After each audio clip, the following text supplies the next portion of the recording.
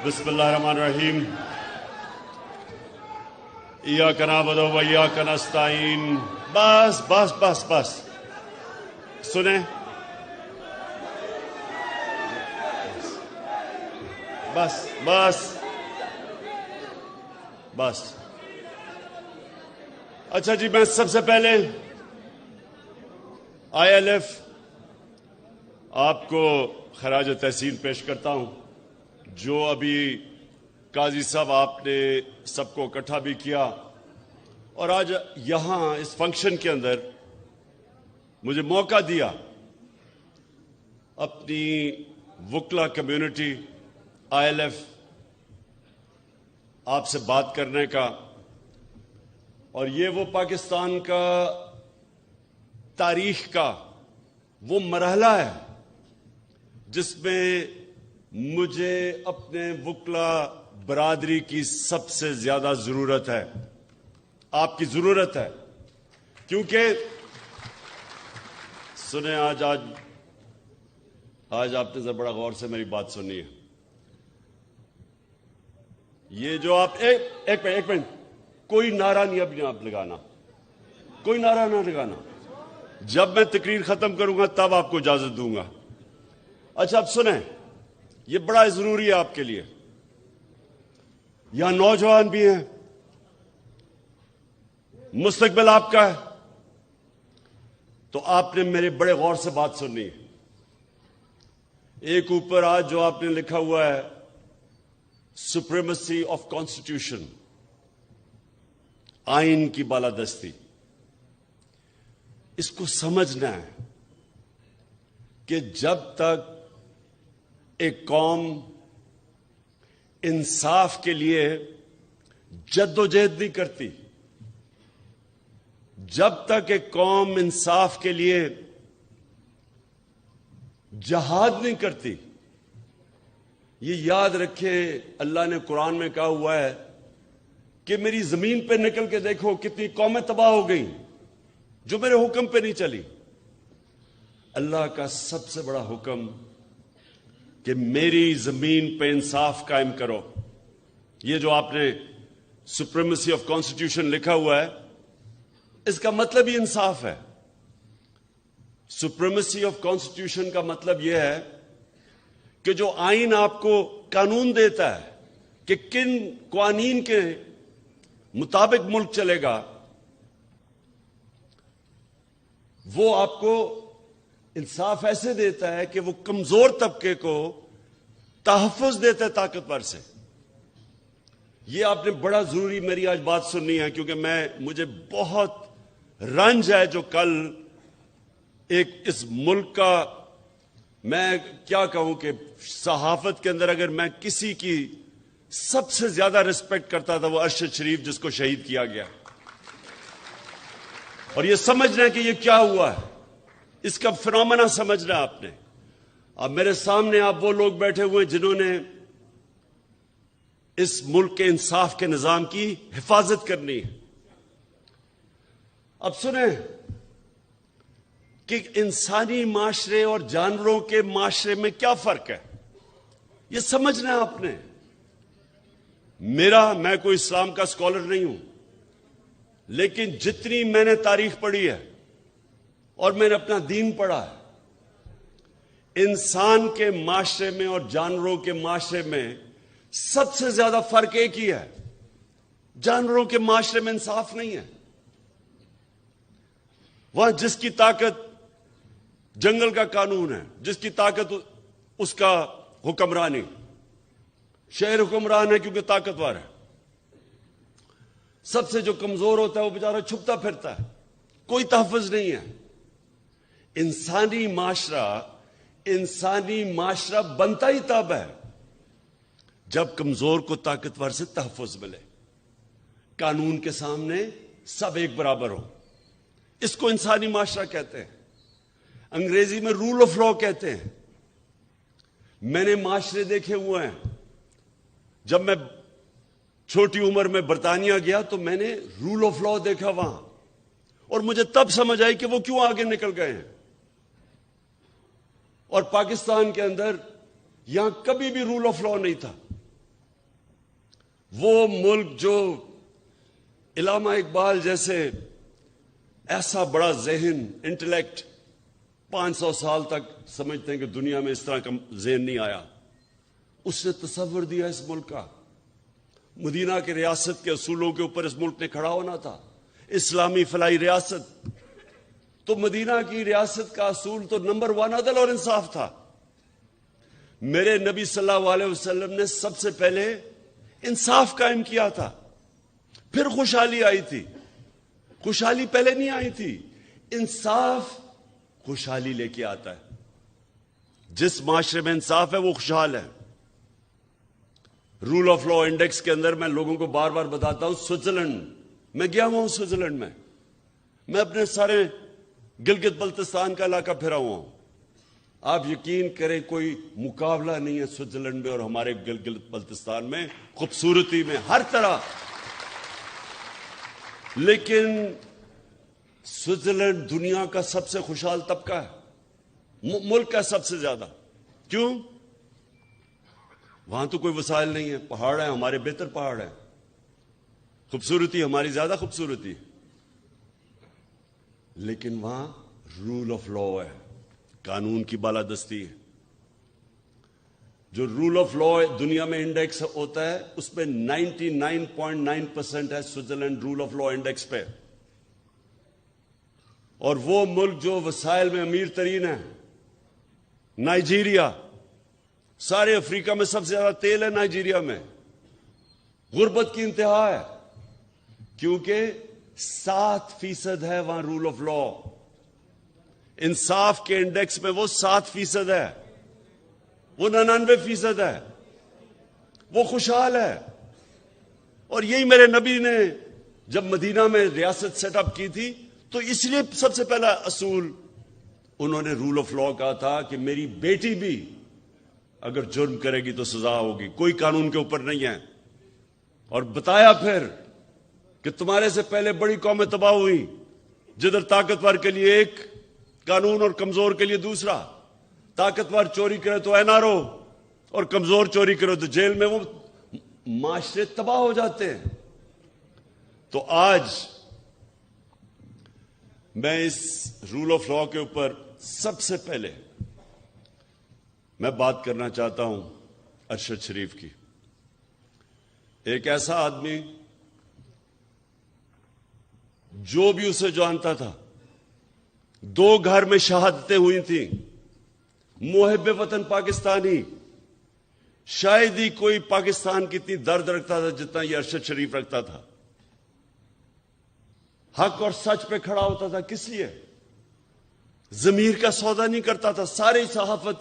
ساری صحافی آج جتنے بھی ہیں سب جانتے ہیں کہ ارشد شریف کے ضمیر کی کوئی قیمت نہیں تھی، اس کو کوئی لفافہ نہیں دے سکتا تھا، سٹینڈ لینے والا تھا، حق پہ کھڑا ہو جاتا تھا۔ امر بالمعروف، اللہ کا حکم ہے کہ اچھائی کے ساتھ کھڑے ہو، بدی کے خلاف جہاد کرو۔ معاشرے کو زندہ کیا چیز رکھتی ہے؟ جب قوم کھڑی ہو جاتی ہے اچھائی کے ساتھ، جب قوم اچھائی اور برائی کے اندر فرق کرنا ختم کرتی ہے، تباہ ہو جاتی ہے قوم۔ اس لیے اللہ نے قرآن میں ہمیں حکم دیا ہوا ہے، کہیں اس نے اجازت نہیں دی انسان کو نیوٹرل رہنے کی، کہیں اجازت نہیں دی۔ اور ارشد شریف وہ آدمی تھا جو سچ پہ کھڑا ہو جاتا تھا، پاکستان کے انٹرسٹ کے لیے کھڑا ہو جاتا تھا۔ میرے سے کئی دفعہ اس نے میرے اتنی تنقید کی میری، جب وہ سمجھتا تھا کہ میں غلط کر رہا ہوں۔ کسی مافیا کو نہیں بخشتا تھا۔ اپنے پروگرام میں بار بار یہ جو 2 لٹیرے خاندان جنہوں نے ملک کو 30 سال سے لوٹا ہے، ہر پروگرام میں ان کو ننگا کرتا تھا، ثبوت کے ساتھ۔ دھمکیاں ملتی تھیں، پیسے کی آفر ملتی تھی، لیکن نہ اس کو کوئی خرید سکتا تھا، نہ ڈرا سکتا تھا۔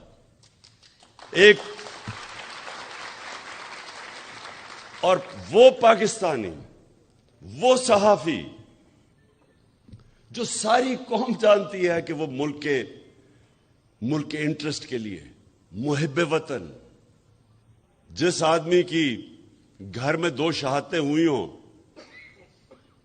جس طرح وہ پاکستانی فوج کے ساتھ کھڑا ہوتا تھا، جا کے ان کے کئی پروگرامز کرتا تھا ان کے لیے.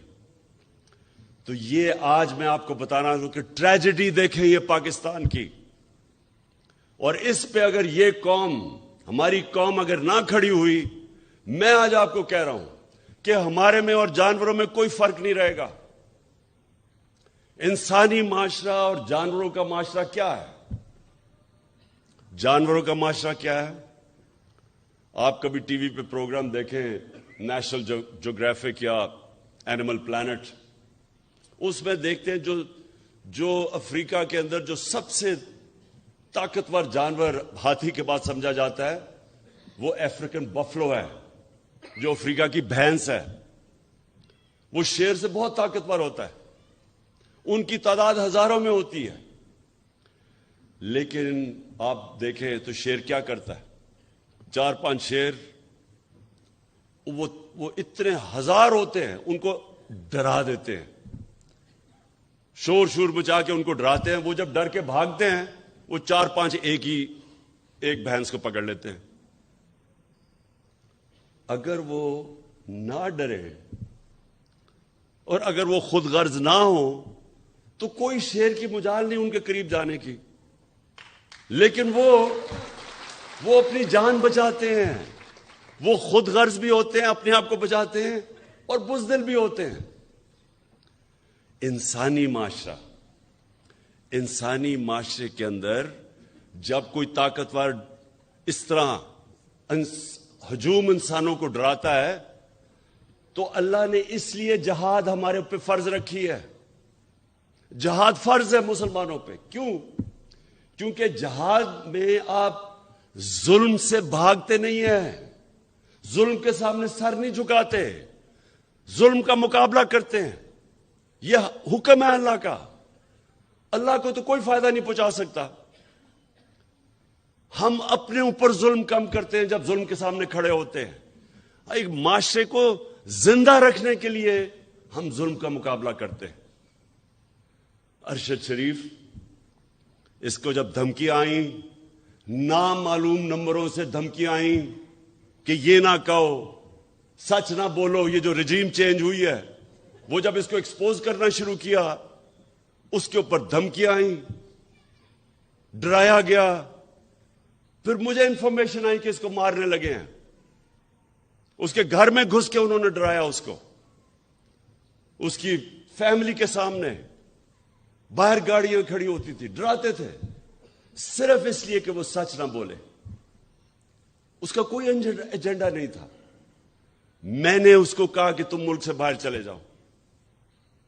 پہلے دفعہ نہیں مانا. پھر میں نے اس کو بتایا کہ مجھے انفارمیشن ہے، جس طرح مجھے انفارمیشن اپنے اوپر تھی کہ مجھے بھی وہ 4 بند کمروں میں جنہوں نے فیصلہ کیا تھا مجھے مارنے کا، میں نے اس کو بتایا.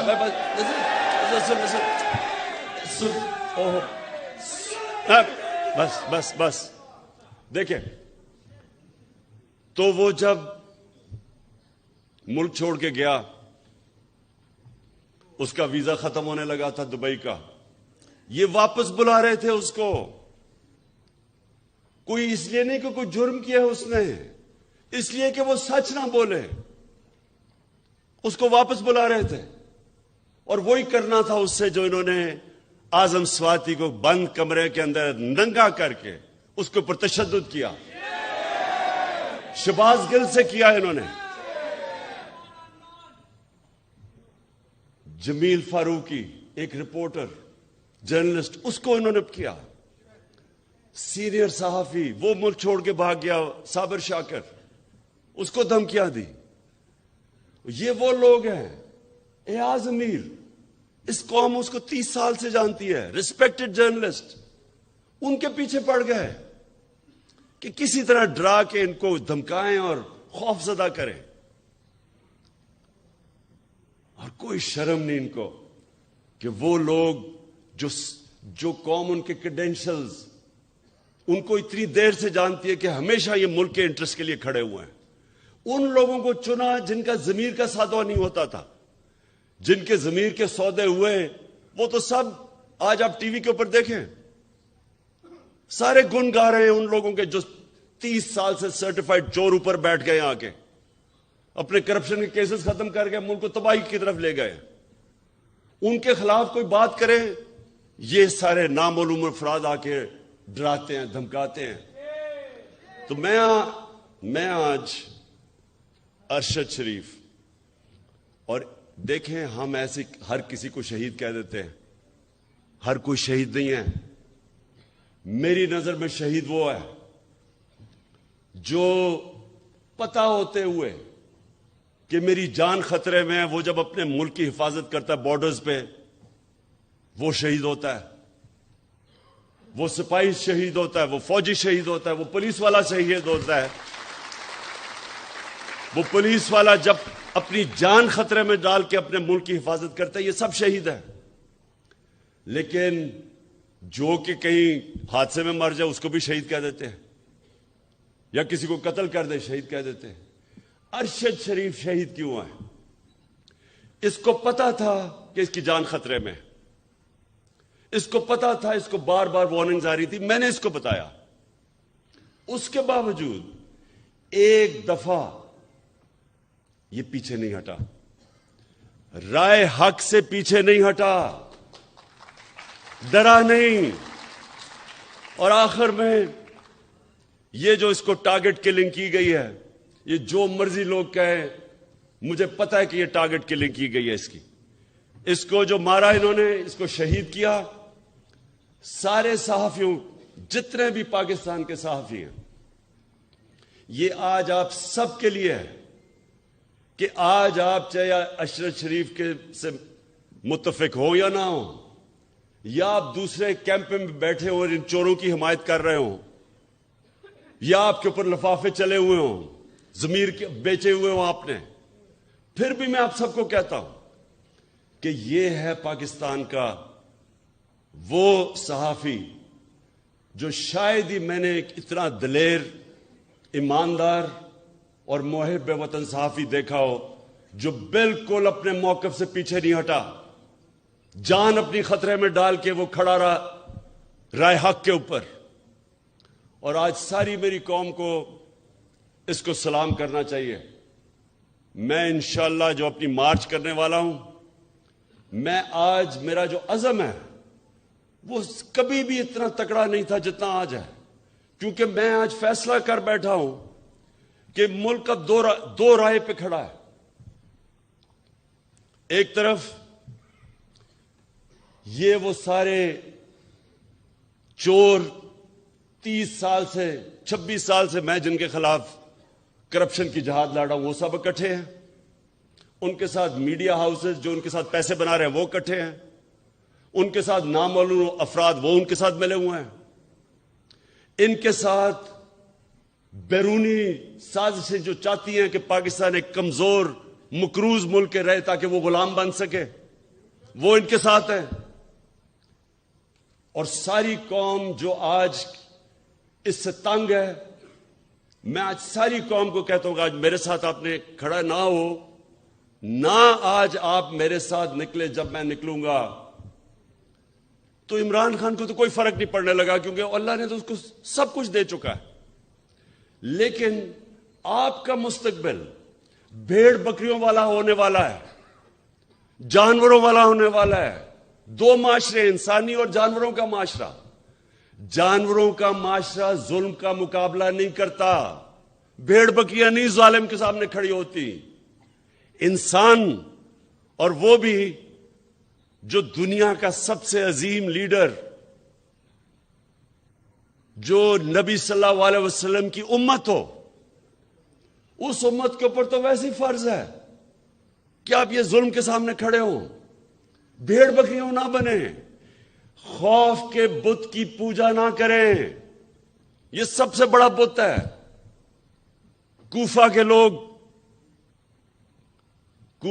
لوگوں کو پتا تھا کہ حضرت امام حسین رائے حق پہ کھڑے ہیں, لیکن یزید کے ظلم کے خوف سے انہوں نے مسلمان کی تاریخ کا سب سے بڑا ظلم ہونے دیا کیونکہ وہ ڈر گئے تھے.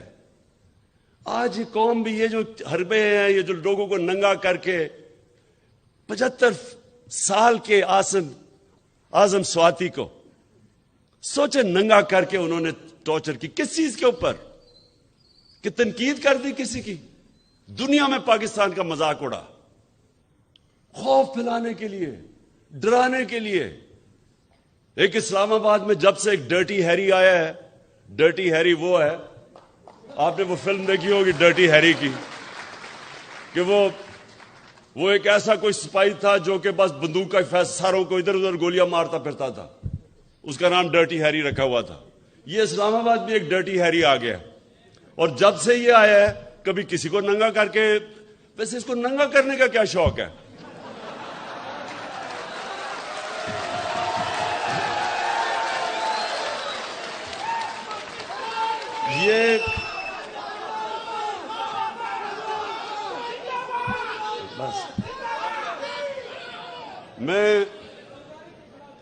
یہ وہ لوگ میرے پاکستان کی وکلا برادری، یہ جو مرحلے پہ ہمارا ملک کھڑا ہے، یہ آپ سب کے لیے چیلنج ہے. اللہ قرآن میں کہتا ہے کہ میں تمہارے ایمان کو بار بار مشکلوں سے آزماؤں گا، بار بار آزماؤں گا. وہ کیوں کہتا ہے؟ لا الہ الا اللہ محمد رسول اللہ پڑھا تو میں کہا جی میں مسلمان ہو گیا بس. لیکن وہ کہتا ہے میں تمہارے ایمان کو آزماؤں گا مشکلوں سے، تاکہ پتہ چلے کہ کتنے پانی میں ہے. یہ ہے اب اس ملک کے لوگوں کی ایمان کی آزمائش. لا الہ الا اللہ کے نعرے پہ ملک بنا تھا. اللہ ہم تیرے سوا کسی کے سامنے نہیں جھکتے. کیا ہم اب یہ ظلم کے بت کے سامنے جھکیں گے؟ کہ یہ جو انہوں نے ارشد شریف سے کیا ڈرانے کے لیے باقیوں کو، وہ جس طرح شیر نہیں وہ حملہ کرتے ہیں، ڈراتے ہیں لوگوں کو، یہ بھینسوں کو، افریقن بفلو کو، وہ سب بھاگ جاتی ہے، پھر پکڑ لیتا ہے ایک کو. یہ بھی ایک کو پکڑ رہے ہیں، کبھی کسی کو پکڑ لیا، کبھی کسی کو پکڑ لیا. میں ان کے سامنے نکلوں گا، اور انشاءاللہ جب تک میں نے فیصلہ کیا ہے، میرا فیصلہ ہے، جب تک میں زندہ ہوں میں ان ظالموں کا مقابلہ کروں گا. اور آپ نے سب نے اس پہ شرکت کرنی ہے.